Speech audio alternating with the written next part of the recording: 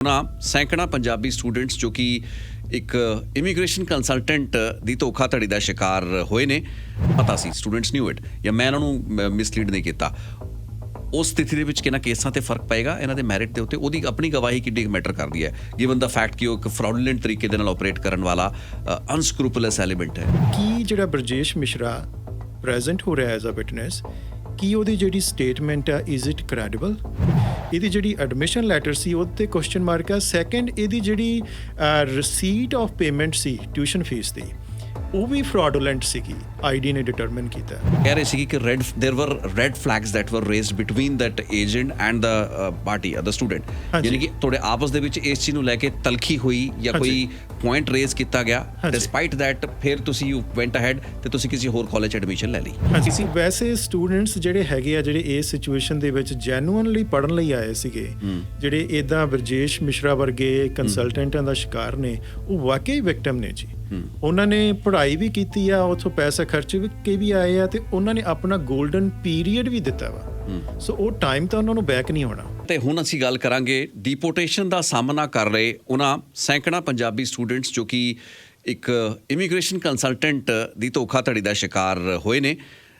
ਤੇ ਇੱਕ ਚੰਗੀ ਖਬਰ ਜੋ ਕਿ ਕੁਝ ਕੰਸਰਨ ਵੀ ਵਧਾ ਸਕਦੀ ਹੈ ਉਹ ਇਹ ਹੈ ਕਿ ਬਰਜੇਸ਼ ਮਿਸ਼ਰਾ ਨਾਂ ਦੇ ਇਸ ਇਮੀਗ੍ਰੇਸ਼ਨ ਕੰਸਲਟੈਂਟ ਜਾਂ ਸੋ ਕਾਲਡ ਇਮੀਗ੍ਰੇਸ਼ਨ ਕੰਸਲਟੈਂਟ, ਕਿਉਂਕਿ ਇਹਦੇ ਕੋਲ ਕੋਈ ਵੀ ਆਥੋਰਾਈਜੇਸ਼ਨ ਉਹੋ ਜਿਹੀ ਨਹੀਂ ਪਾਈ ਗਈ, ਉਸ ਨੂੰ ਕੈਨੇਡਾ ਵਿੱਚ ਐਂਟਰ ਕਰਦੇ ਸਮਿਆਂ ਗ੍ਰਿਫਤਾਰ ਕਰ ਲਿਆ ਗਿਆ ਤੇ ਬਾਅਦ ਦੇ ਵਿੱਚ ਉਸ ਨੂੰ 5 ਅਲੱਗ-ਅਲੱਗ ਕਾਊਂਟਸ ਉੱਤੇ ਚਾਰਜ ਕੀਤਾ ਗਿਆ ਹੈ IRPA ਐਕਟ ਦੇ ਤਹਿਤ। ਸੋ ਅੱਜ ਇਸ ਮੁੱਦੇ ਦੇ ਉੱਤੇ ਗੱਲ ਵੀ ਕਰਨੀ ਹੈ ਤੇ ਨਾਲ ਹੀ 31 ਮਈ ਦਾ ਇੱਕ ਅਜਿਹਾ ਫੈਸਲਾ ਜਿਸ ਵਿੱਚ ਕਿ Vikramjit Singh versus immigration minister ਜਾਂ ਮਿਨਿਸਟਰੀ ਮੁਤਲਕ ਇੱਕ ਫੈਡਰਲ ਅਦਾਲਤ ਵੱਲੋਂ ਜਿਹੜਾ ਫੈਸਲਾ ਆਇਆ ਉਸ ਦੇ ਵਿੱਚ ਇਸ ਸਟੂਡੈਂਟ ਦੇ ਕੇਸ ਜਾਂ ਇਸ ਦੀ ਅਪੀਲ ਨੂੰ ਖਾਰਜ ਕਰਤਾ ਫੈਡਰਲ ਕੋਰਟ ਨੇ, ਜੋ ਕਿ ਇੱਕ ਪ੍ਰੈਸੀਡੈਂਟ ਬਣ ਸਕਦਾ। ਹਾਲਾਂਕਿ ਅਲੱਗ-ਅਲੱਗ ਕੇਸਿਸ ਹੋਣਗੇ।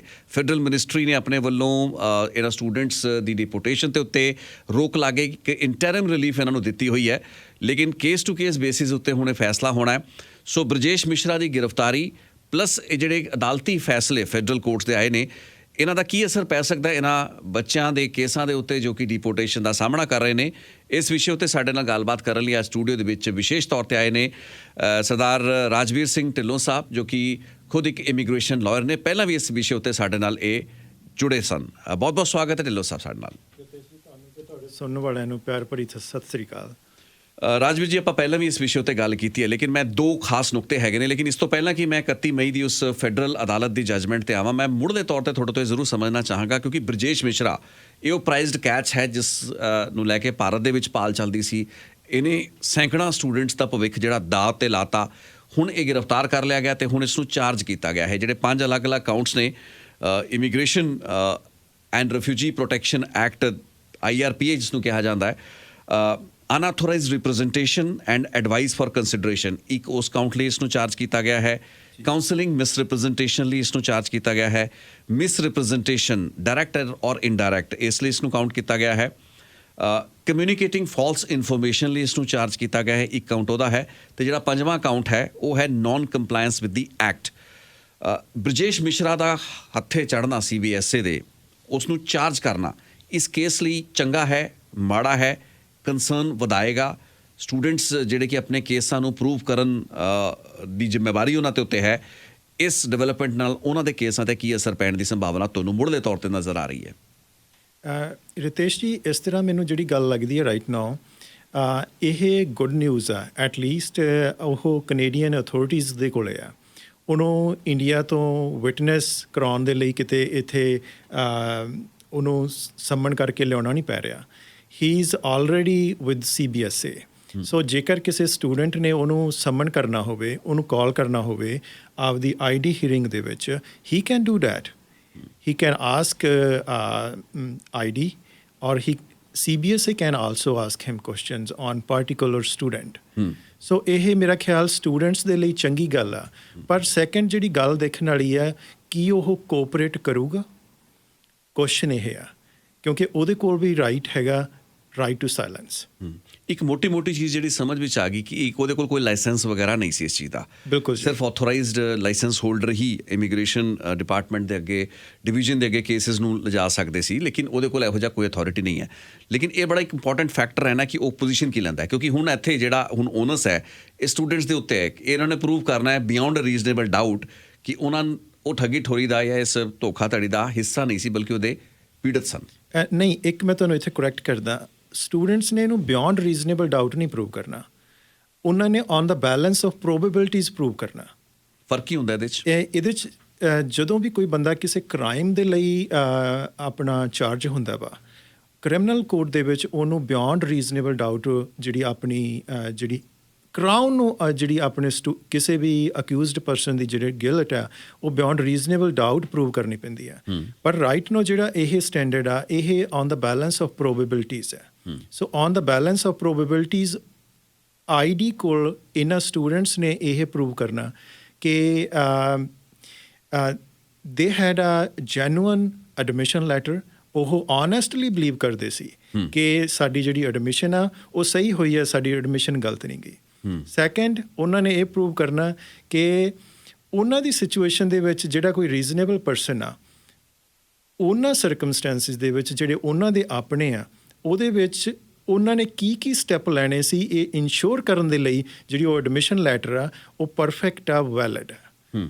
ਸੋ ਇਹਨਾਂ ਦਾ ਜਿਹੜਾ ਸਟੈਂਡਰਡ ਆਫ ਰਿਵਿਊ ਆ that will be different than the standard of review ਜਿਹੜਾ ਇੱਕ ਅਕਿਊਜ਼ਡ ਪਰਸਨ ਲਈ ਕ੍ਰਿਮੀਨਲ ਕੋਡ ਦੇ ਵਿੱਚ ਹੁੰਦਾ ਵਾ। ਲੇਕਿਨ ਜੇ ਬ੍ਰਿਜੇਸ਼ ਮਿਸ਼ਰਾ ਇਸ ਕੇਸ ਦੇ ਵਿੱਚ ਇਹ ਪੋਜੀਸ਼ਨ ਲੈ ਜਾਂਦਾ ਹੈ ਕੁਝ ਕੇਸਿਸ ਦੇ ਵਿੱਚ, ਜੋ ਕਿ ਉਹ ਲੈਣ ਦੀ ਕੋਸ਼ਿਸ਼ ਕਰੇਗਾ ਆਪਣੀ ਕਲਪੇਬਿਲਿਟੀ ਨੂੰ ਘਟਾਉਣ ਦੇ ਚੱਕਰ ਦੇ ਵਿੱਚ ਕਿ ਇਹਨਾਂ ਨੂੰ ਤਾਂ ਪਤਾ ਸੀ, ਸਟੂਡੈਂਟਸ ਨਿਊ ਇਟ, ਜਾਂ ਮੈਂ ਇਹਨਾਂ ਨੂੰ ਮਿਸਲੀਡ ਨਹੀਂ ਕੀਤਾ, ਉਸ ਸਥਿਤੀ ਦੇ ਵਿੱਚ ਕਿਹਨਾਂ ਕੇਸਾਂ 'ਤੇ ਫਰਕ ਪਏਗਾ ਇਹਨਾਂ ਦੇ ਮੈਰਿਟ ਦੇ ਉੱਤੇ? ਉਹਦੀ ਆਪਣੀ ਗਵਾਹੀ ਕਿੱਡੀ ਮੈਟਰ ਕਰਦੀ ਹੈ, ਗਿਵਨ ਦਾ ਫੈਕਟ ਕਿ ਉਹ ਇੱਕ ਫਰਾਡੂਲੈਂਟ ਤਰੀਕੇ ਦੇ ਨਾਲ ਆਪਰੇਟ ਕਰਨ ਵਾਲਾ ਅਨਸਕਰੂਪਲਸ ਐਲੀਮੈਂਟ ਹੈ। ਸੋ ਮੈਂ ਇਹਨੂੰ ਥੋੜ੍ਹਾ ਜਿਹਾ ਡਿਫਰੈਂਟ ਐਂਗਲ ਤੋਂ ਤੁਹਾਨੂੰ ਦੱਸੂੰਗਾ। ਜਦੋਂ ਵੀ ਕੋਈ ਬੰਦਾ ਐਜ਼ ਅ ਵਿਟਨੈਸ ਪ੍ਰੈਜ਼ੈਂਟ ਹੁੰਦਾ ਜਾਂ ਉਹਨੂੰ ਐਜ਼ ਅ ਵਿਟਨੈਸ ਸੱਦਿਆ ਜਾਂਦਾ, ਸੋ ਦੋ ਚੀਜ਼ਾਂ ਉਹਦੇ ਵਿੱਚ ਕਾਊਂਟ ਕਰਦੀਆਂ, ਇੱਕ ਉਹ ਪਰਸਨ ਦੀ ਕ੍ਰੈਡੀਬਿਲਿਟੀ ਅਤੇ ਦੂਸਰਾ ਜਿਹੜੀ ਫੈਕਚੁਅਲ ਸਿਚੁਏਸ਼ਨ ਆ। ਲੈਟਸ ਸੇ ਜੇਕਰ ਉਹ ਪਰਸਨ ਕਹਿੰਦਾ ਕਿ ਇਹ ਸਟੂਡੈਂਟ ਨੂੰ ਪਤਾ ਸੀ, ਆਪਾਂ ਵਰਸਟ ਕੇਸ ਸਿਨੈਰੀਓ ਦੇਖ ਲਈਏ, ਤਾਂ ਜਿਹੜਾ ਸਟੂਡੈਂਟ ਦਾ ਜਿਹੜਾ ਲਾਇਰ ਹੋਊਗਾ ਆਈਡੀ ਦੇ ਵਿੱਚ, ਉਹਨੇ ਇਹ ਮੇਕ ਸ਼ੋਰ ਕਰਨਾ ਵਾ ਕਿ ਕੀ ਜਿਹੜਾ ਬ੍ਰਿਜੇਸ਼ ਮਿਸ਼ਰਾ ਪ੍ਰੈਜ਼ੈਂਟ ਹੋ ਰਿਹਾ ਐਜ਼ ਅ ਵਿਟਨੈਸ, ਕੀ ਉਹਦੀ ਜਿਹੜੀ ਸਟੇਟਮੈਂਟ ਆ ਇਜ਼ ਇਟ ਕ੍ਰੈਡੀਬਲ, ਅਤੇ ਆਈਡੀ ਨੇ ਵੀ ਮੇਕ ਸ਼ੋਰ ਕਰਨਾ ਕਿ ਉਹ ਜਿਹੜੀ ਸਟੇਟਮੈਂਟ ਆ ਉਹ ਕ੍ਰੈਡੀਬਲ ਹੈਗੀ ਆ, ਕੀ ਉਹਦੇ 'ਤੇ ਯਕੀਨ ਕੀਤਾ ਜਾ ਸਕਦਾ। ਜੇਕਰ ਉਹ ਜਿਹੜੀ ਸਟੇਟਮੈਂਟ ਆ ਉਹ ਇਨਕ੍ਰੈਡੀਬਲ ਆ, ਜਿਵੇਂ ਹੁਣ ਆਪਾਂ ਰਾਈਟ ਨੂੰ ਦੇਖ ਰਹੇ ਹਾਂ ਕਿ ਉਹਦੇ 'ਤੇ ਆਪਣੇ ਆਪ 'ਤੇ ਚਾਰਜ ਨੇ ਪੰਜ ਚਾਰਜ ਨੇ ਉਹਦੇ 'ਤੇ, ਅਤੇ ਦੇਰ ਇਜ਼ ਅ ਹਿਊਜ ਕਰਾਈ ਅਮੰਗ ਆਪਣੇ ਜਿਹੜੇ ਜਿੰਨੇ ਵੀ ਸਾਡੇ ਲੋਕ ਨੇ, ਪ੍ਰੋਫੈਸ਼ਨਲਸ ਨੇ, ਆਈਡੀ ਮੈਂਬਰਸ ਨੇ, ਜਾਂ ਜਿਹੜੇ ਸਾਡੇ ਸਟੂਡੈਂਟਸ ਨੇ ਪਬਲਿਕ ਦੇ ਵਿੱਚ ਵੀ। ਸੋ ਉਹ ਸਿਚੁਏਸ਼ਨ ਦਾ ਕਰਕੇ ਉਹਨੂੰ ਕਿੰਨਾ ਕੁ ਕ੍ਰੈਡੀਬਲ ਮੰਨਿਆ ਜਾਊਗਾ ਜੇਕਰ ਉਹ ਐਜ਼ ਅ ਵਿਟਨੈਸ ਕਿਸੇ ਕੇਸ ਦੇ ਵਿੱਚ ਅਪੀਅਰ ਹੋ ਕੇ ਇਹ ਕਹਿੰਦਾ ਕਿ ਇਹ ਸਟੂਡੈਂਟ ਨੂੰ ਮੈਂ ਦੱਸਿਆ ਸੀ, ਇਹਨੂੰ ਪਤਾ ਸੀਗਾ ਕਿ ਜਿਹੜੀ ਐਡਮਿਸ਼ਨ ਲੈਟਰ ਆ ਇਹ ਫਰਾਡੂਲੈਂਟ ਆ। ਇਹ ਦੇਖਣ ਵਾਲੀ ਗੱਲ ਆ ਜੀ। ਆਪਾਂ ਹੁਣ ਆਪਣੇ ਮੁੱਖ ਵਿਸ਼ੇ 'ਤੇ ਆਈਏ, ਕਿਉਂਕਿ ਇਹ ਬਹੁਤ ਸੰਦਰਭ ਦਾ ਇੰਪੋਰਟੈਂਟ ਸੀ, ਇਸ ਵਾਸਤੇ ਆਪਾਂ ਬ੍ਰਿਜੇਸ਼ ਮਿਸ਼ਰਾ ਦਾ ਜ਼ਿਕਰ ਕੀਤਾ। ਲੇਕਿਨ ਮੈਂ ਦਰਸ਼ਕਾਂ ਨਾਲ, ਆਪਣੇ ਲਿਸਨਰਸ ਦੇ ਨਾਲ ਵੀ ਗੱਲ ਕੀਤੀ ਹੈ, ਅਤੇ ਇੰਟਰੋਡਕਸ਼ਨ ਦੇ ਵਿੱਚ ਵੀ ਮੈਂ ਕਿਹਾ ਕਿ 31 ਮਈ ਇਸ ਸਾਲ, ਕੁਝ ਹਫ਼ਤੇ ਪਹਿਲਾਂ, ਜਿਹੜਾ ਇੱਕ ਫੈਸਲਾ ਆਉਂਦਾ ਤਕਰੀਬਨ 1 ਮਹੀਨੇ ਪਹਿਲਾਂ, Vikramjit Singh versus the minister of immigration and citizenship, ਇਸ ਮੁਕੱਦਮੇ ਦੇ ਵਿੱਚ ਇਹ ਫੈਸਲਾ ਆਇਆ ਜਿਸ ਵਿੱਚ ਕਿ ਇਸ ਵਿਕਰਮਜੀਤ ਸਿੰਘ ਨਾਂ ਦੇ ਸਟੂਡੈਂਟ ਦੀ ਅਪੀਲ ਨੂੰ ਖਾਰਜ ਕਰਤਾ ਗਿਆ ਅਤੇ ਇਸ ਨੂੰ ਫਰਦਰ ਅਪੀਲ ਲਈ ਵੀ ਸ਼ਾਇਦ ਅਲਾਉ ਨਹੀਂ ਕੀਤਾ ਗਿਆ ਹੈ। ਮੈਂ ਇਹ ਤੁਹਾਡੇ ਤੋਂ ਜਾਣਨਾ ਚਾਹਾਂਗਾ ਕਿ ਇੱਕ ਕਨਸੈਪਟ ਹੈ ਇਨੋਸੈਂਟ ਮਿਸਟੇਕ। ਇਸ ਬੱਚੇ ਨੇ ਜਾਂ ਇਸ ਸਟੂਡੈਂਟ ਨੇ ਕੋਸ਼ਿਸ਼ ਕੀਤੀ ਅਤੇ ਇਸਨੇ ਆਪਣੇ ਫਾਦਰ, ਜੋ ਇਹਨਾਂ ਦੀ ਡੀਲਿੰਗ ਰਹੀ ਇਸ ਪਰਟੀਕੂਲਰ ਇਮੀਗ੍ਰੇਸ਼ਨ ਕੰਸਲਟੈਂਟ ਦੇ ਨਾਲ, ਉਸ ਨੂੰ ਇਹਨਾਂ ਨੇ ਕਾਫੀ ਸਥਾਪਿਤ ਕਰਨ ਦੀ ਕੋਸ਼ਿਸ਼ ਕੀਤੀ, ਲੇਕਿਨ ਅਦਾਲਤ ਨੇ ਇਹ ਪਾਇਆ ਕਿ ਇਹਨਾਂ ਨੇ ਉਨੀ ਐਫਰਟ ਨਹੀਂ ਕੀਤੀ ਜੋ ਕਿ ਇਹਨਾਂ ਨੂੰ ਕਰਨੀ ਚਾਹੀਦੀ ਸੀ, ਕਿਉਂਕਿ ਇਹ ਜਿਹੜਾ ਫੈਸਲਾ ਫੈਡਰਲ ਕੋਰਟ ਦਾ ਫੈਸਲਾ ਹੈ, ਇਹ ਹੁਣ ਪ੍ਰੈਸੀਡੈਂਟ ਵੀ ਬਣ ਸਕਦਾ ਹੈ। ਇਹਦੇ ਬਾਰੇ ਥੋੜ੍ਹਾ ਜਿਹਾ ਚਾਨਣਾ ਪਾਓ, ਤੁਸੀਂ ਖੁਦ ਵੀ ਇਸ ਡਿਸੀਜਨ ਨੂੰ ਪੜ੍ਹਿਆ ਹੈ I am sure. Okay Ritesh ਜੀ, ਇਸ ਤਰ੍ਹਾਂ ਜਿਹੜਾ ਇਹ ਡਿਸੀਜ਼ਨ ਆ, ਇਹਦੇ ਵਿੱਚ ਜਿਹੜਾ ਇਹਨਾਂ ਦਾ ਆਪਣੇ ਮਿਸਟਰ ਸਿੰਘ ਦਾ ਲਾਇਰ ਸੀਗਾ, ਉਹਨੇ ਇਨੋਸੈਂਟ ਮਿਸਟੇਕ ਦਾ ਡਿਫੈਂਸ ਲਿਆ। ਸੋ ਇਨੋਸੈਂਟ ਮਿਸਟੇਕ ਦਾ ਡਿਫੈਂਸ ਦੀ ਗੱਲ ਕਰਨ ਤੋਂ ਪਹਿਲਾਂ ਆਪਾਂ ਨੂੰ ਥੋੜ੍ਹਾ ਜਿਹਾ ਹੋਰ ਉਸ ਤੋਂ ਪਹਿਲਾਂ ਅੱਗੇ ਆ ਕੇ ਡਿਸਕਸ ਕਰਨਾ ਪੈਣਾ ਵੀ ਮਿਸ ਰਿਪ੍ਰੈਜ਼ੈਂਟੇਸ਼ਨ ਕੀ ਹੈ। ਮਿਸ ਰਿਪਰੈਜ਼ੈਂਟੇਸ਼ਨ ਜਿਹੜੀ ਇਸ ਸਟੂਡੈਂਟ ਤੇ ਲਾਈ ਗਈ ਹੈ, ਜਿਹੜੀ ਆਮ ਤੌਰ ਤੇ ਰਾਈਟ ਨਾਓ ਸਾਰਿਆਂ ਨੂੰ ਪਤਾ ਵੀ ਇਹ ਸਾਡੇ ਤਕਰੀਬਨ ਨਿਊਮਰਸ 100 ਸਟੂਡੈਂਟਸ ਤੇ ਲੱਗੀ ਆ। ਸੋ ਮਿਸ ਰਿਪਰੈਜ਼ੈਂਟੇਸ਼ਨ ਇਹ ਆ ਕਿ ਸਾਰਿਆਂ ਤੋਂ ਪਹਿਲਾਂ ਸਾਡੀ ਜਿਹੜੀ ਪਾਰਲੀਮੈਂਟ ਆ ਉਹਨੇ ਇਹੀ ਗੱਲ ਡਿਟਰਮਿਨ ਕੀਤੀ ਆ ਕਿ ਜਿਹੜਾ ਇਮੀਗ੍ਰੇਸ਼ਨ ਦਾ ਸਿਸਟਮ ਆ ਉਹ ਓਨੈਸਟਲੀ ਲੋਕ ਸਾਡੇ ਕੋਲ ਆ ਕੇ ਆਪਣੀਆਂ ਗੱਲਾਂ ਬਾਤਾਂ ਦੱਸਣ, ਓਨੈਸਟਲੀ ਆਪਣੇ ਫਾਰਮ ਫਿਲ ਕਰਨ ਤੇ ਕੋਈ ਵੀ ਇਨਫੋਰਮੇਸ਼ਨ ਜਿਹੜੀ ਲੋਡਿੰਗ ਦੀ ਆ ਉਹ ਵਿਦਹੋਲਡ ਨਾ ਕਰਨ। ਉਹਨਾਂ ਨੇ ਇਸ ਸੰਦਰਭ ਦੇ ਵਿੱਚ ਜਿਹੜਾ ਮਿਸ ਰਿਪਰੈਜ਼ੈਂਟੇਸ਼ਨ ਦਾ ਜਿਹੜਾ ਚਾਰਜ ਆ ਸੈਕਸ਼ਨ ਆ ਉਹ ਬਣਾਇਆ ਵਾ। ਸੋ ਇਹਦੇ ਚ ਕੀ ਆ, inadmissibility with respect to misrepresentation. ਹਾਂਜੀ, ਸੋ ਇਨਐਡਮਿਸਿਬਿਲਿਟੀ ਕਈ ਤਰ੍ਹਾਂ ਨਾਲ ਹੋ ਸਕਦੀ ਆ, ਜਿਹਦੇ ਚੋਂ ਇੱਕ ਪਾਰਟੀਕੂਲਰ ਚੀਜ਼ ਹੈਗੀ ਆ ਮਿਸ ਰਿਪਰੈਜ਼ੈਂਟੇਸ਼ਨ, ਯਾਨੀ ਕਿ ਗਲਤ ਬਿਆਨੀ ਜਾਂ ਕੋਈ ਇਨਫੋਰਮੇਸ਼ਨ ਤੁਸੀਂ ਵਿਦਹੋਲਡ ਕਰਨੀ ਆ, ਓਮਿਸ਼ਨ ਕਰਨਾ, ਕੋਈ ਇਨਫੋਰਮੇਸ਼ਨ ਜਿਹੜੀ ਤੁਸੀਂ ਦੇਣੀ ਸੀਗੀ ਉਹ ਨਹੀਂ ਦਿੱਤੀ। ਸੋ ਇਨਫੋਰਮੇਸ਼ਨ ਜਿਹੜੀ ਦਿੱਤੀ ਜਾਂ ਨਹੀਂ ਦਿੱਤੀ ਜਾਂ ਤੁਹਾਡੇ ਰਿਪਰੈਜ਼ੈਂਟੇਟਿਵ ਨੇ ਦਿੱਤੀ ਤੁਹਾਡੇ ਬਿਹਾਫ ਤੇ, ਉਹ ਮਟੀਰੀਅਲ ਇਨਫੋਰਮੇਸ਼ਨ ਹੋਵੇ, ਜਿਹੜੀ ਇਨਫੋਰਮੇਸ਼ਨ ਵੀਜ਼ਾ ਆਫਿਸਰ ਨੂੰ ਇੰਡਿਊਸ ਕਰ ਸਕਦੀ ਹੋਵੇ ਗਲਤ ਡਿਸੀਜ਼ਨ ਲੈਣ ਲਈ, ਇੰਡਿਊਸ ਕਰ ਸਕਦੀ ਹੋਵੇ ਭਾਵੇਂ ਨਾ ਕੀਤਾ ਹੋਵੇ, ਤੇ ਜਾਂ ਉਹਨੂੰ ਇੰਡਿਊਸ ਕੀਤਾ ਹੋਵੇ ਐਡਮਿਨਿਸਟ੍ਰੇਸ਼ਨ ਆਫ ਦਾ ਐਕਟ ਇਹਦੇ ਲਈ। ਸੋ ਇਸ ਸਿਚੁਏਸ਼ਨ ਦੇ ਵਿੱਚ ਜਿਹੜੇ ਉਹ ਕਹਿ ਰਹੇ ਆ ਕਿ ਜਿਹੜੀ ਐਡਮਿਸ਼ਨ ਲੈਟਰ ਸੀਗੀ, ਜਿਹੜੀ ਇਹ ਪਾਰਟੀਕੂਲਰ ਸਟੂਡੈਂਟ ਆ, ਜੇ ਆਪਾਂ ਇਹਦੀ ਗੱਲ ਕਰਦੇ ਆ, ਇਹਦੀ ਜਿਹੜੀ ਐਡਮਿਸ਼ਨ ਲੈਟਰ ਸੀ ਉਹਦੇ ਤੇ ਕੁਐਸਚਨ ਮਾਰਕ ਆ। ਸੈਕੰਡ, ਇਹਦੀ ਜਿਹੜੀ ਰਿਸੀਟ ਆਫ ਪੇਮੈਂਟ ਸੀ ਟਿਊਸ਼ਨ ਫੀਸ ਦੀ, ਉਹ ਵੀ ਫਰਾਡੂਲੈਂਟ ਸੀਗੀ, ਆਈਡੀ ਨੇ ਡਿਟਰਮਿਨ ਕੀਤਾ।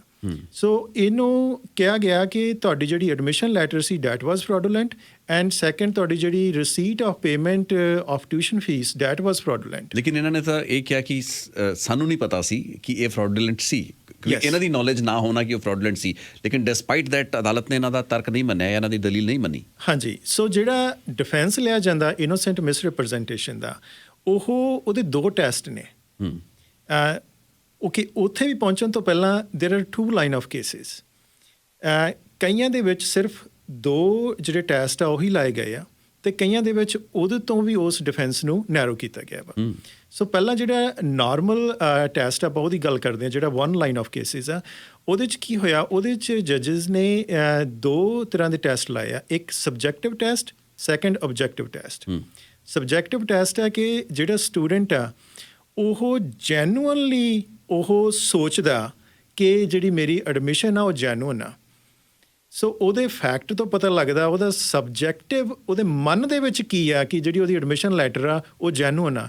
ਇਹ ਥੋੜ੍ਹਾ ਈਜ਼ੀ ਆ ਪ੍ਰੂਵ ਕਰਨਾ, ਕਿਉਂਕਿ ਕੋਈ ਵੀ ਬੰਦਾ ਆਪਣੀ ਟੈਸਟੀਮਨੀ ਦੇ ਥਰੂ, ਜੇਕਰ ਉਹ ਕੌਂਟਰਾਡਿਕਟਰੀ ਨਹੀਂ ਹੈਗੀ, ਕ੍ਰੈਡੀਬਲ ਹੈਗੀ ਆ, ਇਸ ਕੇਸ 'ਚ ਕ੍ਰੈਡੀਬਲ ਮੰਨੀ ਗਈ ਆ, ਆਈਡੀ ਨੇ ਉਹਨੂੰ ਕ੍ਰੈਡੀਬਲ ਕਿਹਾ। ਸੋ ਉਹਨੇ ਜਿਹੜੀ ਸੀਗੀ ਟੈਸਟ ਇਸ ਕੇਸ ਦੇ ਵਿੱਚ ਉਹਨੇ ਪਾਸ ਕੀਤਾ ਟੈਸਟ ਕਿ ਜਿਹੜੀ ਤੇਰਾ ਓਨੈਸਟ ਬਿਲੀਵ ਸੀਗਾ ਉਹ ਠੀਕ ਸੀਗਾ, ਵੀ ਤੂੰ ਜੈਨੂਅਨਲੀ ਬਿਲੀਵ ਕੀਤਾ ਵੀ ਤੇਰੀ ਜਿਹੜੀ ਐਡਮਿਸ਼ਨ ਆ ਡੈਟ ਵਾਜ਼ ਵੈਲ, ਉਹ ਠੀਕ ਹੈ। ਪਰ ਜਿਹੜਾ ਆਬਜੈਕਟਿਵ ਟੈਸਟ ਸੀਗਾ ਉਹਦੇ ਤੇ ਆਈਡੀ ਨੇ ਡਿਟਰਮਿਨ ਕੀਤਾ ਕਿ ਹੀ ਫੇਲਡ। ਆਬਜੈਕਟਿਵ ਟੈਸਟ ਹੈਗਾ ਕਿ ਉਸ ਪਾਰਟੀਕੂਲਰ ਐਪਲੀਕੈਂਟ ਦੇ ਸਰਕਮਸਟੈਂਸਿਸ ਦੇ ਵਿੱਚ ਜਿਹੜਾ ਪਰਸਨ ਹੈਗਾ ਇੱਕ ਰੀਜ਼ਨੇਬਲ, ਉਹਨੇ ਕੀ ਸਟੈਪ ਲੈਣੇ ਸੀ। ਯਾਨੀ ਕਿ ਤੁਸੀਂ ਜਦੋਂ ਮੰਨ ਲਓ ਇੱਥੇ ਵੀ ਇੱਕ ਜ਼ਿਕਰ ਹੈ, ਮੈਂ ਜਜਮੈਂਟ ਪੜ੍ਹੀ ਸੀ, ਉਹਦੇ 'ਚ ਇਹ ਕਹਿ ਰਹੇ ਸੀ ਕਿ ਦੇਰ ਵਰ ਰੈਡ ਫਲੈਗਸ ਦੈਟ ਵਰ raised between that agent and the party, the student. ਯਾਨੀ ਕਿ ਤੁਹਾਡੇ ਆਪਸ ਦੇ ਵਿੱਚ ਇਸ ਚੀਜ਼ ਨੂੰ ਲੈ ਕੇ ਤਲਖੀ ਹੋਈ ਜਾਂ ਕੋਈ ਪੁਆਇੰਟ ਰੇਜ਼ ਕੀਤਾ ਗਿਆ, ਡਿਸਪਾਈਟ ਦੈਟ ਫਿਰ ਤੁਸੀਂ ਯੂ ਵੈਂਟ ਅਹੈਡ ਤੇ ਤੁਸੀਂ ਕਿਸੇ ਹੋਰ ਕਾਲਜ ਐਡਮਿਸ਼ਨ ਲੈ ਲਈ। ਹਾਂਜੀ, ਇਸ ਕੇਸ ਦੇ ਵਿੱਚ ਕੀ ਹੋਇਆ, ਜਿਹੜਾ ਮੈਂ ਥੋੜ੍ਹਾ ਓਵਰਵਿਊ ਕੀਤਾ, ਚੰਗੀ ਤਰ੍ਹਾਂ ਓਵਰਵਿਊ ਨਹੀਂ ਕੀਤਾ, ਪਰ ਫਿਰ ਵੀ ਜਿਹੜੇ ਫੈਕਚੁਅਲ ਸਿਚੁਏਸ਼ਨ ਕੀ ਆ ਉਹ ਹੈਗੀ ਆ ਕਿ ਇਸ ਸਟੂਡੈਂਟ ਨੂੰ ਇਹ ਪਤਾ ਨਹੀਂ ਸੀ ਵੀ ਉਹਦੀਆਂ 2 ਐਪਲੀਕੇਸ਼ਨਸ ਪਹਿਲਾਂ ਵੀ ਉਸ ਏਜੰਟ ਨੇ ਲਾਈਆਂ। ਉਹਨੂੰ ਬਾਅਦ 'ਚੋਂ ਪਤਾ ਲੱਗਿਆ ਕਿ ਉਹਦੀਆਂ ਪਹਿਲਾਂ ਵੀ 2 ਐਪਲੀਕੇਸ਼ਨਸ ਰਿਫਿਊਜ਼ ਹੋਈਆਂ। ਜਿਹੜੀ 3rd ਐਪਲੀਕੇਸ਼ਨ ਆ ਉਹ ਮੇਰਾ ਖਿਆਲ ਨੋਵਾ ਸਕੋਸ਼ੀਆ ਦੇ ਕਿਸੇ ਕਾਲਜ ਦੀ ਸੀਗੀ, if I am not wrong, Atlantic the C definitely. So 3rd time ਉਹਨੂੰ ਜਿਹੜਾ ਹੈਗਾ ਸਟੱਡੀ ਪਰਮਿਟ ਇਸ਼ੂ ਹੋਇਆ। 3rd ਟਾਈਮ ਜਦੋਂ ਸਟੱਡੀ ਪਰਮਿਟ ਇਸ਼ੂ ਹੋਇਆ, ਉਸ ਤੋਂ ਪਹਿਲਾਂ ਉਹਦੇ ਫਾਦਰ ਨੂੰ ਤੇ ਇਸ ਐਪਲੀਕੈਂਟ ਨੂੰ ਦੋਵਾਂ ਨੂੰ ਕੰਸਰਨ ਸੀਗਾ ਕਿ ਸਾਡੀ ਫਾਈਲ ਤੇ ਏਜੰਟ ਕਾਫੀ ਟਾਈਮ ਲਾ ਰਿਹਾ, there was a delay. ID ਨੇ ਕੰਸੀਡਰ ਕੀਤਾ ਵੀ ਜਦੋਂ ਤੁਹਾਨੂੰ ਪਤਾ ਸੀ ਕਿ there was a delay, that was a red flag. Second ID ਨੇ ਕੰਸੀਡਰ ਕੀਤਾ ਕਿ ਆਈਡੀ ਮਾਨੇ ਇਮੀਗ੍ਰੇਸ਼ਨ ਡਿਵੀਜ਼ਨ, ਲੋਕਾਂ ਨੇ ਕਲੀਅਰ ਕਰਦੀ ਇਮੀਗ੍ਰੇਸ਼ਨ ਡਿਵੀਜ਼ਨ ਬੇਸਿਕਲੀ। ਬਿਲਕੁਲ ਰਾਈਟ। ਸੈਕੰਡ ਆਈਡੀ ਨੇ ਕੰਸੀਡਰ ਕੀਤਾ ਕਿ ਜਿਹੜੀ ਉਹਨਾਂ ਦੀ ਉਹਦੇ ਫਾਦਰ ਨੇ ਕਿਹਾ ਇਸ ਕੇਸ ਦੇ ਵਿੱਚ ਕਿ ਜਿਹੜੀ ਟਿਊਸ਼ਨ ਫੀਸ ਸੀਗੀ ਉਹ ਅਸੀਂ ਕਾਲਜ ਨੂੰ ਡਾਇਰੈਕਟ ਨਹੀਂ ਦਿੱਤੀ, ਉਹ ਇਮੀਗ੍ਰੇਸ਼ਨ ਕੰਸਲਟੈਂਟ ਨੂੰ ਦਿੱਤੀ ਆ ਉਸ ਨੂੰ, ਤੇ ਪਰ ਉਹਦੇ ਫਾਦਰ ਨੂੰ ਥੋੜਾ ਕੰਸਰਨ ਸੀ। ਇਹ ਫਾਈਂਡਿੰਗ ਆ ਇਸ ਕੇਸ ਦੇ ਵਿੱਚ। ਸੋ ਇਮੀਗ੍ਰੇਸ਼ਨ ਡਿਵੀਜ਼ਨ ਨੇ ਕਿਹਾ ਕਿ there were delays, you were concerned about the fee. ਉਹਦੇ ਫਾਦਰ ਨੇ ਸੈਟੀਸਫਾਈ ਕਿਉਂ ਨਹੀਂ ਕੀਤਾ? ਰਾਈਟ। ਹਾਂਜੀ, ਤੁਹਾਨੂੰ ਜਦੋਂ ਕੰਸਰਨ ਸੀਗੇ, ਰੈੱਡ ਫਲੈਗ ਸੀਗੇ, ਫਿਰ ਤੁਸੀਂ ਆਪਦੇ ਆਪ ਨੂੰ ਸੈਟੀਸਫਾਈ ਕਿਉਂ ਨਹੀਂ ਕੀਤਾ? ਬੀਇੰਗ ਅ ਰੀਜ਼ਨੇਬਲ ਪਰਸਨ, ਜਿਹੜਾ ਕਾਲਜ ਸੀ ਤੁਸੀਂ ਫੋਨ ਕਰ ਸਕਦੇ ਸੀ, ਤੁਸੀਂ ਈਮੇਲ ਕਰ ਸਕਦੇ ਸੀ।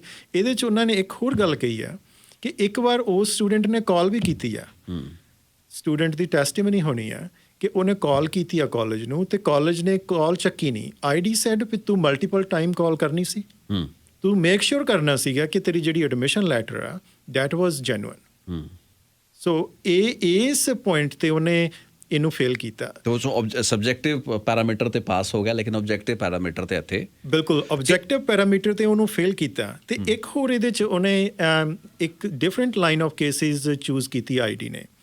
ਉਹਨੇ ਕਿਹਾ ਕਿ with these two things, ਉਸ ਤੋਂ ਬਿਨਾਂ ਵੀ ਜਿਹੜੀ ਮਿਸਰਿਪ੍ਰੈਜ਼ੈਂਟੇਸ਼ਨ ਦੀ ਜਿਹੜੀ ਨੌਲੇਜ ਆ ਉਹ that was not beyond applicants control, means ਉਹ ਲੱਭ ਸਕਦਾ ਸੀ। ਮੈਂ ਤੁਸੀਂ ਜੇ ਥੋੜੀ ਜਿਹੀ ਡਿਲੀਜੈਂਸ ਕੀਤੀ ਹੁੰਦੀ ਜਾਂ ਕਹਿ ਲਓ ਕਿ ਕੇਅਰਫੁਲ ਰਹੇ ਹੁੰਦੇ। ਇਹ ਕੇਅਰਲੈਸਨੈਸ ਦਾ ਕੇਸ ਹੈ ਵੀ ਤੁਸੀਂ ਲਾਪਰਵਾਹੀ ਕੀਤੀ। ਜੇ ਤੁਸੀਂ ਕ੍ਰਿਮੀਨਲੀ ਇਨਵੋਲਵ ਨਹੀਂ ਹੋ ਲੇਕਿਨ ਲਾਪਰਵਾਹੀ ਤੁਸੀਂ ਇਸ ਲੈਵਲ ਦੀ ਕੀਤੀ ਕਿ ਤੁਹਾਡਾ ਕੇਸ ਅਸੀਂ ਐਕਸੈਪਟ ਨਹੀਂ ਕਰ ਸਕਦੇ ਥੋੜੇ ਦਿਨ।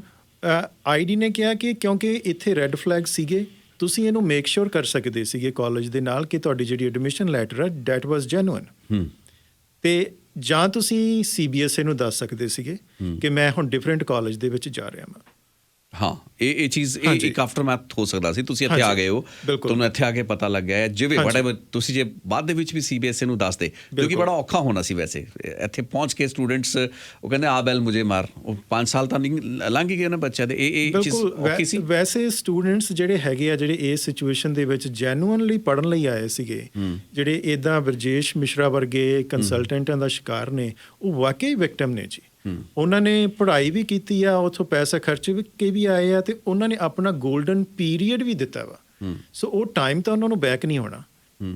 ਸੋ they are in a serious situation.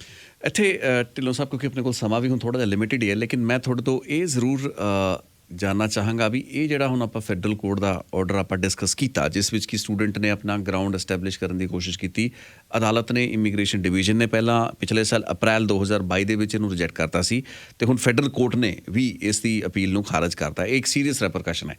ਇਸ ਤਰੀਕੇ ਦੇ ਪ੍ਰੈਸੀਡੈਂਟ ਜਾਂ ਉਹ ਸਟੂਡੈਂਟ ਜੋ ਕਿ ਹੁਣ ਇਹਨਾਂ ਕੇਸਾਂ ਦੇ ਮੁਕੱਦਮਿਆਂ ਨੂੰ ਚਾਹੇ ਉਹ ਅਦਾਲਤਾਂ 'ਚ ਲੜਨ, ਚਾਹੇ ਉਹ ਹੁਣ ਇਮੀਗ੍ਰੇਸ਼ਨ ਜਾਂ CBSE ਦੇ ਸਾਹਮਣੇ ਆਪਣਾ ਕੇਸ ਬਣਾਉਣਗੇ, ਉਹਨਾਂ ਨੂੰ ਕੀ ਸਿੱਖ ਲੈਣ ਦੀ ਲੋੜ ਹੈ, ਕੀ ਸਮਝਣ ਦੀ ਲੋੜ ਹੈ, ਤੇ ਕਿਵੇਂ ਆਪਣੇ ਕੇਸ ਨੂੰ ਤੁਸੀਂ ਪ੍ਰੂਵ ਕਰਨਾ? ਥੋੜੇ ਸਟਰੋਂਗ ਪੁਆਇੰਟਸ ਕੀ ਹੋ ਸਕਦੇ ਨੇ ਜੇ ਤੁਸੀਂ ਉਹ ਥੋੜਾ ਬਹੁਤ ਡਿਸਕਸ ਕਰ ਸਕੋ? We are not trying to lead a particular situation, ਆਪਾਂ ਕੋਈ ਸਲਾਹ ਨਹੀਂ ਦੇ ਰਹੇ, ਕੋਈ ਘੁੰਡੀਆਂ ਨਹੀਂ ਦੱਸ ਰਹੇ, ਲੇਕਿਨ ਜਿਹੜੀਆਂ ਚੀਜ਼ਾਂ ਦਾ ਧਿਆਨ ਰੱਖਣ ਦੀ ਲੋੜ ਹੈ, ਕਿਉਂਕਿ ਕਈ ਵਾਰ ਐਸੀਆਂ ਚੀਜ਼ਾਂ ਹੁੰਦੀਆਂ ਨੇ ਜੋ ਕਿ ਧਿਆਨ 'ਚ ਨਹੀਂ ਹੁੰਦੀਆਂ, ਲੇਕਿਨ ਉਹ ਤੁਹਾਨੂੰ ਬੇਗੁਨਾਹ ਸਾਬਤ ਕਰਦੀਆਂ ਨੇ, ਤੁਹਾਡੀ ਇਨੋਸੈਂਟ ਮਿਸਟੇਕ ਨੂੰ ਪ੍ਰੂਵ ਕਰਦੀਆਂ ਨੇ। ਬਿਲਕੁਲ ਜੀ ਰਿਤੇਸ਼ ਜੀ, ਇੱਥੇ ਇੱਕ ਗੱਲ ਦੇਖਣ ਵਾਲੀ ਆ ਕਿ ਜਦੋਂ ਸਾਡੇ ਕੋਲ ਜਦੋਂ ਵੀ ਕੋਈ ਸਟੂਡੈਂਟ ਇਹੋ ਜਿਹੀ ਸਿਚੁਏਸ਼ਨ ਦੇ ਵਿੱਚ ਆਉਂਦਾ ਵਾ, ਤਾਂ ਉਹਨੂੰ ਸਾਰਿਆਂ ਤੋਂ ਪਹਿਲਾਂ ਜਿਹੜੀ ਆਪਣੀ ਪੂਰੀ ਐਫਰਟ ਆ ਉਹ ਇਮੀਗ੍ਰੇਸ਼ਨ ਡਿਵੀਜ਼ਨ ਦੇ ਸਾਹਮਣੇ ਲਾਉਣੀ ਚਾਹੀਦੀ ਹੈ। ਸੋ ਇਹਨੂੰ ਥੋੜਾ ਮੈਂ ਡਿਫਰੈਂਟ ਕਰਦੇ ਆ। ਇਮੀਗ੍ਰੇਸ਼ਨ ਡਿਵੀਜ਼ਨ IRCC ਦਾ ਮਹਿਕਮਾ ਹੈਗਾ? ਨਹੀਂ, ਇਮੀਗ੍ਰੇਸ਼ਨ ਡਿਵੀਜ਼ਨ। ਹਾਂਜੀ, ਸੋ ਜਿਹੜੀ IRCC ਹੈਗੀ ਆ, ਇਮੀਗ੍ਰੇਸ਼ਨ ਰਿਫਿਊਜੀ ਸਿਟੀਜ਼ਨਸ਼ਿਪ ਕੈਨੇਡਾ, ਉਹ ਇਮੀਗ੍ਰੇਸ਼ਨ ਡਿਪਾਰਟਮੈਂਟ ਹੈ। ਜਿਹੜੀ ID ਆ ਉਹ immigration division, that is an independent body. ID ਜਿਹੜੀ ਹੈਗੀ ਆ ਉਹ IRCC ਨਾਲ ਲਿੰਕਡ ਨਹੀਂ ਹੈਗੀ, ਨਾ ਹੀ ਉਹਨਾਂ ਦੇ ਅੰਡਰ ਕੰਮ ਕਰਦੀ। ਬੋਡੀ ਹੈ ਜਿੱਥੇ ਕਿ ਮੁਕੱਦਮੇ ਜਾਂਦੇ ਨੇ ਇਹਨਾਂ ਦੇ? ਕਿਵੇਂ? ਬਿਲਕੁਲ, ਉਹ ਇੱਕ ਸਪੈਸ਼ਲਾਈਜ਼ਡ ਟ੍ਰਿਬਿਊਨਲ ਆ। ਸੋ ਇਹਨੂੰ ਕਿਹਾ ਜਾ ਸਕਦਾ ਕਿ ਜਿਹੜੀ ID ਆ ਇਹ ਰਿਫਿਊਜੀ ਬੋਰਡ ਦਾ ਇੱਕ ਪਾਰਟ ਆ, ਉਹਦੀ ਇੱਕ ਡਿਵੀਜ਼ਨ ਆ। ਸੋ ਇਹ ਐਡਮਿਸਿਬਿਲਿਟੀ ਹੀਅਰਿੰਗਸ ਸੁਣਦੀ ਆ, ਡਿਟੈਂਸ਼ਨ ਰਿਵਿਊਜ਼ ਸੁਣਦੀ ਆ। ਸੋ ਜਦੋਂ ਆਪਾਂ ਫੈਡਰਲ ਕੋਰਟ ਦੇ ਵਿੱਚ ਜਾਂਦੇ ਹਾਂ, ਜਿਵੇਂ ਹੁਣ ਇਹ ਕੇਸ ਫੈਡਰਲ ਕੋਰਟ 'ਚ ਗਿਆ, ਫੈਡਰਲ ਕੋਰਟ 'ਚ ਇਹ ਡਿਸਮਿਸ ਹੋਇਆ। ਸੋ ਫੈਡਰਲ ਕੋਰਟ ਨੇ ਨਵਾਂ ਐਵੀਡੈਂਸ ਨਹੀਂ ਲਿਆ। ਫੈਡਰਲ ਕੋਰਟ ਦਾ ਜਿਹੜਾ ਕੰਮ ਹੈਗਾ ਉਹਨੇ ਕੱਲਾ ਇਹ ਦੇਖਣਾ ਕਿ ਜਿਹੜਾ ਆਈਡੀ ਦਾ ਡਿਸੀਜ਼ਨ ਆ ਜਾਂ ਜਿਹੜਾ ਵੀ ਟ੍ਰਿਬਿਊਨਲ ਦਾ ਡਿਸੀਜ਼ਨ ਆ ਉਹ ਰੀਜ਼ਨੇਬਲ ਆ। ਕਹਿ ਲਓ ਲਾਅ ਪੁਆਇੰਟਸ ਤੇ ਉਹਨੂੰ ਚੈੱਕ ਕਰਨਾ ਜਾਂ ਨਹੀਂ ਉਹ ਰੀਜ਼ਨੇਬਿਲਿਟੀ ਚੈੱਕ ਕੀਤੀ। ਉਹ ਕੱਲਾ ਰੀਜ਼ਨੇਬਲ ਦੇਖਣਾ। ਮੈਂ ਤੁਹਾਨੂੰ ਉਹਨੂੰ ਵੀ ਐਕਸਪਲੇਨ ਕਰਦੇ ਹਾਂ। ਜਿਹੜੀਆਂ ਸਾਡੀਆਂ ਕੋਰਟਸ ਨੇ ਉਹ ਐਡਮਿਨਿਸਟ੍ਰੇਟਿਵ ਟ੍ਰਿਬਿਊਨਲ ਨੂੰ ਸਤਿਕਾਰ ਦਿੰਦੀਆਂ ਨੇ, ਡੈਫਰੈਂਸ ਦਿੰਦੀਆਂ ਨੇ। ਸੋ ਜੇਕਰ ਮੈਂ ਇਹਨੂੰ ਬਿਲਕੁਲ ਸਿੰਪਲ ਲੈਂਗੁਏਜ ਦੇ ਵਿੱਚ ਕਹਾਂ ਕਿ ਸਮ ਟਾਈਮ ਕਿਸੇ ਇੱਕ ਕੁਐਸਚਨ ਦੇ 10 ਆਨਸਰ ਹੁੰਦੇ ਆ, 10 ਦੇ ਵਿੱਚੋਂ ਜਿਹੜਾ ਏ ਆ ਉਹ ਮੋਸਟ ਐਪਰੋਪ੍ਰੀਏਟ ਹੁੰਦਾ, ਜਿਹੜਾ ਬੀ ਆ ਉਹ ਲੀਸਟ ਐਪਰੋਪ੍ਰੀਏਟ ਹੁੰਦਾ। ਸੋ ਆਈਡੀ ਜਿਹੜੀ ਹੈਗੀ ਆ ਜਾਂ ਕੋਈ ਵੀ ਟ੍ਰਿਬਿਊਨਲ ਆ, ਟ੍ਰਿਬਿਊਨਲ ਕੋਈ ਵੀ ਉਹਦੇ ਵਿੱਚੋਂ ਆਨਸਰ ਚੂਜ਼ ਕਰ ਸਕਦਾ, ਏ ਵੀ ਚੂਜ਼ ਕਰ ਸਕਦਾ ਤੇ ਉਹ ਬੀ ਵੀ ਚੂਜ਼ ਕਰ, ਜਿਹੜਾ ਲੀਸਟ ਐਪਰੋਪ੍ਰੀਏਟ ਆ। ਪਰ ਫੈਡਰਲ ਕੋਰਟ ਉਹਦੇ 'ਚ ਇੰਟਰੂਡ ਨਹੀਂ ਕਰਦੀ। ਸੋ ਫੈਡਰਲ ਕੋਰਟ ਉਹ ਡੈਫਰੈਂਸ ਦਿੰਦੀ ਆ, ਭਾਵੇਂ ਕਿ ਜੱਜ ਨੂੰ ਲੱਗੇ ਕਿ ਇਹਦੇ 'ਚ ਮੋਸਟ ਐਪਰੋਪ੍ਰੀਏਟ ਜਿਹੜਾ ਆਨਸਰ ਏ ਸੀਗਾ, ਉਹਨੇ ਸਾਰਿਆਂ ਤੋਂ ਲੀਸਟ ਐਪਰੋਪ੍ਰੀਏਟ ਚੂਜ਼ ਕੀਤਾ।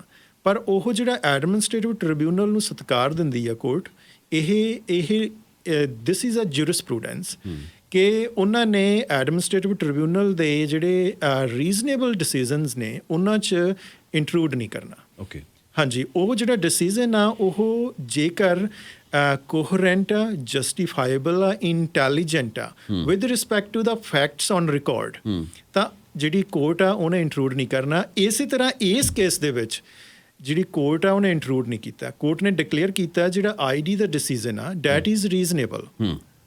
ਸੋ ਜਿਹੜੇ ਸਾਡੇ ਕੋਈ ਵੀ ਐਪਲੀਕੈਂਟ ਆ ਜਿਹੜੇ ਵੀ ਮਿਸਰਿਪ੍ਰੈਜ਼ੈਂਟੇਸ਼ਨ ਦਾ ਸ਼ਿਕਾਰ ਹੁੰਦੇ ਆ ਜਾਂ ਕਿਸੇ ਵੀ ਤਰ੍ਹਾਂ ਦਾ ਜਿਹੜਾ ਐਡਮਿਨਿਸਟ੍ਰੇਟਿਵ ਟ੍ਰਿਬਿਊਨਲ ਕੋਲ ਜਾਂਦਾ ਵਾ, ਤਾਂ ਉਹਨਾਂ ਦੀ ਜਿਹੜੀ ਸਾਰਿਆਂ ਤੋਂ ਵੱਡੀ ਐਫਰਟ ਹੋਣੀ ਚਾਹੀਦੀ ਆ ਕਿ ਉਹਨਾਂ ਨੇ ਉਦੋਂ ਸਾਰਾ ਐਵੀਡੈਂਸ ਉੱਥੇ ਪੁੱਟ ਕਰਨਾ।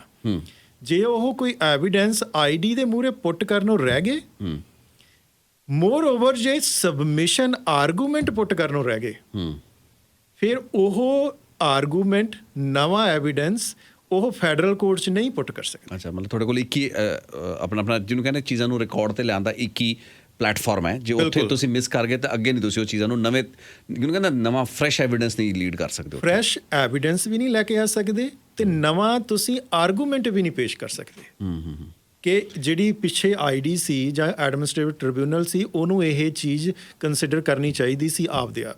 ਤੇ ਜਾਂਦੇ ਜਾਂਦੇ ਇੱਕ ਮੈਂ ਇਹ ਵੀ ਸਮਝਣਾ ਚਾਹਾਂਗਾ, ਤੇ ਬਹੁਤ ਸੇ ਸਟੂਡੈਂਟ ਤਾਂ ਹੁਣ ਡਾਇਰੈਕਟਲੀ ਕਿਉਂਕਿ CBSE ਤੇ ਜਿਹੜਾ ਇੱਕ ਸਪੈਸ਼ਲ ਕਮੇਟੀ ਜਿਹਦਾ ਜ਼ਿਕਰ ਕੀਤਾ, ਪੈਨਲ ਦੀ ਗੱਲ ਹੋਈ ਹੈ, ਹੁਣ panel case to case review ਕਰੇਗਾ। ਸੋ ਉਹ ਪੈਨਲ ਦੀ ਕੀ ਕੈਪੈਸਿਟੀ ਹੋਏਗੀ? ਕਿਉਂਕਿ ਐਡਮਿਨਿਸਟ੍ਰੇਟਿਵ ਲੈਵਲ ਤੇ ਮਿਨਿਸਟਰੀ ਦੇ ਲੈਵਲ ਤੇ ਪਹਿਲਾਂ ਕੰਮ ਕਰੇਗਾ, ਉਸ ਤੋਂ ਬਾਅਦ ਇਹ ਫਿਰ ਇਸ ਲੈਵਲ ਤੇ ਆਈਡੀ ਲੈਵਲ ਤੇ ਤਾਂ ਮਾਮਲੇ ਬਾਅਦ ਜਾਣਗੇ। ਸੋ ਹਲੇ ਤੱਕ ਉਹ ਗੱਲ ਕਲੀਅਰ ਨਹੀਂ ਹੋਈ ਹੈਗੀ। I think it is a panel. ਉਹਨਾਂ ਨੇ ਕਿਹਾ ਵੀ ਕਮੇਟੀ ਬਣੇਗੀ ਜਿਸ ਵਿੱਚ CBSE ਦੇ ਪਲੱਸ IRCC ਦੇ ਨੁਮਾਇੰਦੇ ਹੋਣਗੇ ਤੇ ਉਹ ਕੇਸ ਟੂ ਕੇਸ ਰਿਵਿਊ ਕਰਨਗੇ। ਹਾਂਜੀ, ਸੋ ਐਸੈਂਸ਼ੀਅਲੀ ਪਹਿਲਾਂ ਤਾਂ ਮਿਨਿਸਟਰੀ ਆਪਣੇ ਲੈਵਲ ਤੇ ਕੰਮ ਕਰੇਗੀ, ਫਿਰ ਜੇ ਡਿਸਪਿਊਟ ਨਹੀਂ ਸੈਟੀਸਫਾਈਡ ਹੋ ਤਾਂ ਤੁਸੀਂ ਅਦਾਲਤਾਂ ਜਾਓਗੇ। ਰਿਤੇਸ਼ ਜੀ, ਜਿਹੜਾ ਮੈਨੂੰ ਪਤਾ ਲੱਗਿਆ ਕਿ ਮਿਨਿਸਟਰ ਨੇ ਇਹਦੇ ਤੇ ਟਾਸਕ ਫੋਰਸ ਬਣਾਤੀ। ਐਗਜ਼ੈਕਟਲੀ, ਉਹ ਟਾਸਕ ਸੋ ਉਹਨਾਂ ਨੇ ਕਿਹਾ ਕਿ ਅਸੀਂ ਟਾਸਕ ਫੋਰਸ ਗਠਨ ਕਰਤੀ ਹੈ। ਸੋ ਜਿਹੜੀ ਟਾਸਕ ਫੋਰਸ ਆ ਉਹਨਾਂ ਨੇ 2 ਪੈਰਾਮੀਟਰਸ ਤੇ ਕੰਮ ਕਰਨਾ, ਜਿਹੜਾ ਮਿਨਿਸਟਰ ਦਾ ਬਿਆਨ ਸੀਗਾ। ਇੱਕ ਤਾਂ ਸੀ ਕਿ ਜਿਹੜਾ ਸਟੂਡੈਂਟ ਆ ਉਹਦੀ ਜੈਨੂਅਨ ਇੰਟੈਂਸ਼ਨ ਹੋਣੀ ਚਾਹੀਦੀ ਹੈ ਵੀ ਉਹ ਪੜ੍ਹਾਈ ਲਈ ਆਇਆ ਸੀ, ਜਿਹੜੀ ਬੜਾ ਈਜ਼ੀ ਅਪਰੂਵ ਹੋ ਜਾਂਦਾ ਜੇਕਰ ਉਹ ਪੜ੍ਹਨ ਲਈ ਆਇਆ ਹੋਵੇ, ਭਾਵੇਂ ਉਹ ਸੈਕੰਡ ਕਾਲਜ ਗਿਆ, ਉਹ ਪੜ੍ਹਨ ਲਈ ਆਇਆ। ਜੇ ਉਹ ਪੜ੍ਹਿਆ ਹੀ ਨਹੀਂ ਤਾਂ ਗੱਲ ਡਿਫਰੈਂਟ ਹੈ। ਤੇ ਸੈਕੰਡ ਉਹਨਾਂ ਨੇ ਕਿਹਾ ਕਿ ਉਸ ਸਟੂਡੈਂਟ ਨੂੰ ਨੌਲੇਜ ਨਾ ਹੋਵੇ ਕਿ ਉਹ ਜਿਹੜਾ ਡਾਕੂਮੈਂਟ ਆ ਡੈਟ ਵਾਜ਼ ਫਰਾਡੂਲੈਂਟ। ਸੋ ਉਹ ਜਿਹੜਾ ਸੈਕੰਡ ਟੈਸਟ ਉਹਨਾਂ ਨੇ ਕਿਹਾ ਉਹ ਕਿੰਨਾ ਕੁ ਸਟ੍ਰਿੰਜੈਂਟ ਆ, ਕਿ ਉਹ ਜਿਵੇਂ ਉਹਦਾ ਪੈਮਾਨਾ ਕੀ ਹੋਏਗਾ, ਉਹਦਾ ਪੈਰਾਮੀਟਰ ਕੀ ਹੋਏਗਾ, ਤੁਸੀਂ ਕਿਵੇਂ ਮੰਨੋਗੇ? ਇਹ ਹਲੇ ਕਲੀਅਰ ਨਹੀਂ ਸਾਨੂੰ, ਇਹ ਕਲੀਅਰ ਨਹੀਂ। ਸੋ ਜੇ ਲਿਬਰਲ ਮਿਨਿਸਟਰੀ ਰਹਿੰਦੀ ਹੈ ਤਾਂ ਫਿਰ ਇਹ ਚੀਜ਼ਾਂ ਨੂੰ ਮਤਲਬ ਬਹੁਤ ਸੌਖੇ ਤਰੀਕੇ ਨਾਲ ਬੱਚਿਆਂ ਨੂੰ ਰਿਲੀਫ ਦੇ ਸਕਦੀਆਂ। ਲੇਕਿਨ ਜੇ ਹਾਰਡ ਟੈਸਟ ਲੈ ਲੈਂਦਾ ਜਿਵੇਂ ਆਈਡੀ ਦੇ ਸਾਹਮਣੇ ਹੋ ਰਿਹਾ, ਕਿਉਂਕਿ ਬਹੁਤ ਬਾਰੀਕੀ ਦੇ ਵਿੱਚ ਗਏ ਆ ਫੈਡਰਲ ਕੋਰਟਸ ਦੇ ਵਿੱਚ, ਤਾਂ ਬਿਲਕੁਲ। ਸੋ ਉਹ ਡਿਪੈਂਡ ਕਰਦਾ ਕਿ ਜਿਹੜਾ ਆਬਜੈਕਟਿਵ ਟੈਸਟ ਉਹ ਕਹਿ ਰਹੇ ਆ ਕਿ ਉਹ ਜਿਹੜੀ ਉਹਨਾਂ ਨੂੰ ਨੌਲੇਜ ਨਹੀਂ ਸੀਗੀ ਵੀ ਐਡਮਿਸ਼ਨ ਲੈਟਰ ਉਹ ਰੋਂਗ ਆ, ਉਹਨਾਂ ਨੇ ਕਿਵੇਂ ਕਿਹੜੇ ਫਰੇਮਵਰਕ ਦੇ ਵਿੱਚ ਕਿੱਦਾਂ ਡਿਟਰਮਿਨ ਕਰਨਾ ਵਾ। ਸੋ ਇਹ ਦੇਖਣ ਵਾਲੀ ਗੱਲ ਆ ਕਿ ਕੀ ਫਰੇਮਵਰਕ ਲੈ ਕੇ ਜਿਹੜੀ ਟਾਸਕ ਫੋਰਸ ਆ ਰਹੀ ਆ। ਸੋ ਮੇਰਾ ਜਿਹੜਾ ਮੰਨਣਾ ਰਾਈਟ ਨਾਓ ਕਿ ਜੇਕਰ ਹੁਣ ਕਰੰਟਲੀ ਕੋਈ CBSE ਕੋਲ ਇੱਦਾਂ ਦਾ ਕੇਸ ਆਊਗਾ ਤਾਂ ਮੇਰਾ ਖਿਆਲ CBSE ਉਹ ਕੇਸ ਖੁਦ ਬ ਖੁਦ ਉਸ ਟਾਸਕ ਫੋਰਸ ਨੂੰ ਦਊਗੀ। ਤਾਂ ਕਿ ਉਹ ਜਿਹੜੇ ਫੈਕਚੁਅਲ ਸਿਚੁਏਸ਼ਨ ਆ ਉਹ ਉਸ ਫਰੇਮਵਰਕ ਦੇ ਵਿੱਚ ਡਿਸਕਸ ਕੀਤੀ ਜਾ ਸਕੇ। ਹਾਲੇ ਅਜ਼ਿਊਮ ਕਰਦੇ ਹਾਂ ਆਪਾਂ। ਹਾਂ, ਬਹੁਤ ਸੇ ਅਜਿਹੇ ਕੇਸਿਸ ਨੇ ਜੋ ਕਿ ਅਜੇ ਤੱਕ ਸਾਹਮਣੇ ਆਏ ਵੀ ਨਹੀਂ, ਕਿਉਂਕਿ ਵਿਦ ਪੈਸੇਜ ਆਫ ਟਾਈਮ ਉਹਨਾਂ ਨੇ ਆਉਣਾ ਹੈ। ਜਿਵੇਂ ਜਿਵੇਂ ਬੱਚਿਆਂ ਨੇ ਆਪਣੀ PR ਦੀ ਐਪਲੀਕੇਸ਼ਨਾਂ ਲਾਈਆਂ, ਉਹ ਚੀਜ਼ਾਂ ਚੈੱਕ ਹੋਣਗੀਆਂ ਨੇ। ਹਾਂਜੀ, ਚਲਿਏ ਰਾਜਵੀਰ ਜੀ, ਬਹੁਤ ਬਹੁਤ ਧੰਨਵਾਦ ਸਾਨੂੰ ਸਮਾਂ ਦੇਣ ਲਈ, ਰੈਡ FM ਦੇ ਸਟੂਡੀਓ ਵਿੱਚ ਆਉਣ ਲਈ, ਤੇ ਬਹੁਤ ਹੀ ਬਾਰੀਕੀ ਦੇ ਵਿੱਚ ਤੁਸੀਂ ਗੱਲਾਂ ਕੀਤੀਆਂ ਨੇ। ਐਂਡ ਆਈ ਐਮ ਸ਼ੋਰ ਕਿ ਜਿਹੜੇ ਵੀ ਲੋਕ ਇਸ ਪ੍ਰਸਾਰਣ ਨੂੰ ਸੁਣ ਪਾਏ ਨੇ ਤੇ ਸੋਸ਼ਲ ਮੀਡੀਆ ਦੇ ਉੱਤੇ ਜੋ ਲੋਕ ਇਸ ਪ੍ਰਸਾਰਣ ਨੂੰ ਦੇਖ ਪਾਉਣਗੇ, ਸੁਣ ਪਾਉਣਗੇ, ਉਹਨਾਂ ਨੂੰ ਬਹੁਤ ਪੁਆਇੰਟਸ ਮਿਲਣਗੇ। ਬਹੁਤ ਬਹੁਤ ਸ਼ੁਕਰੀਆ ਤੁਹਾਡਾ। ਥੈਂਕ ਯੂ ਸੋ ਮਚ ਜੀ, ਧੰਨਵਾਦ। ਧੰਨਵਾਦ ਜੀ।